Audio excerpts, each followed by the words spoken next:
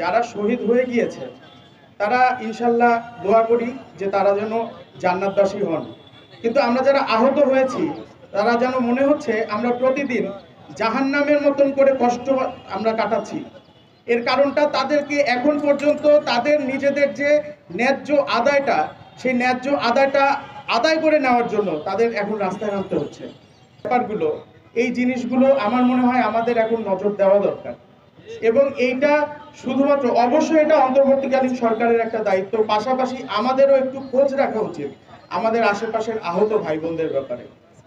আর ফ্যাসিজমের কথা বলতে গেলে বা এই যে আফসোস লীগ, সন্ত্রাসী লীগদের কথা বলতে গেলে একটা কথা বলতে যাই যে আওয়ামী লীগ আজীবন একটা কাজ যেটা করেছে সেটা হচ্ছে আইডেন্টিটি ডিফেমিং এর যে ব্যাপারটা, এইটার কিন্তু রিসেন্টলি আমরা দেখতে পেয়েছি আবার নাহিদের ক্ষেত্রে, যেভাবে নাহিদকে ফেসবুকে একটা ঘটনাকে ভিন্নভাবে উপস্থাপন করে ফেসবুকে যেভাবে তাদেরকে কালারিং করা, কিংবা বিভিন্ন সমন্বয়কদেরকে বিভিন্নভাবে পার্সোনালি অ্যাটাক করা, বা আমাদের বিভিন্ন সহযোদ্ধাদেরকে যেভাবে পার্সোনালি অ্যাটাক করা, এই ব্যাপারটা কিন্তু আওয়ামী লীগ বিগত সময় করেছে। যেমন আমি যদি জিয়াউর রহমানের কথা বলতে যে একজন মুক্তিযোদ্ধাকে পাকিস্তানের এজেন্টও বানায় দেওয়া হয়েছিল কোনো একটা সময়, রাইট?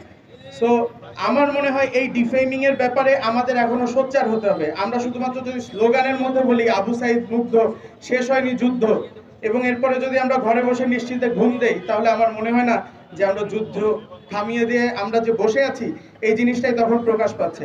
তো আমার মনে হয় যে আমাদেরকে এখন পর্যন্ত লড়াই চালিয়ে যেতে হবে যেন আমরা ভবিষ্যতে একটা ফ্যাসিজম মুক্ত একটা সুন্দর একটা রাষ্ট্র আমরা গঠন করতে পারি, একটা সুন্দর রাষ্ট্র সংস্কার করে, যে রাষ্ট্রটা আমাদের প্রত্যেকের হবে, যেখানে আমাদের মুখের কথাকে অন্য কেউ গলা চেপে ধরবে না।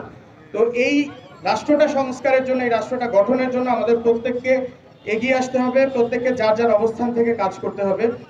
আমি এই অনুরোধটা জানাচ্ছি সকল সহযোদ্ধাদের। এমনিই 4 তারিখ শহীদ হয়ে যেতাম, কেমনে যেন বাইচা গেছি, আই ডোন্ট নো।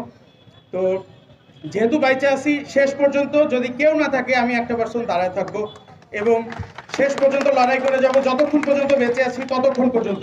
সবাইকে ধন্যবাদ। আসসালামু আলাইকুম।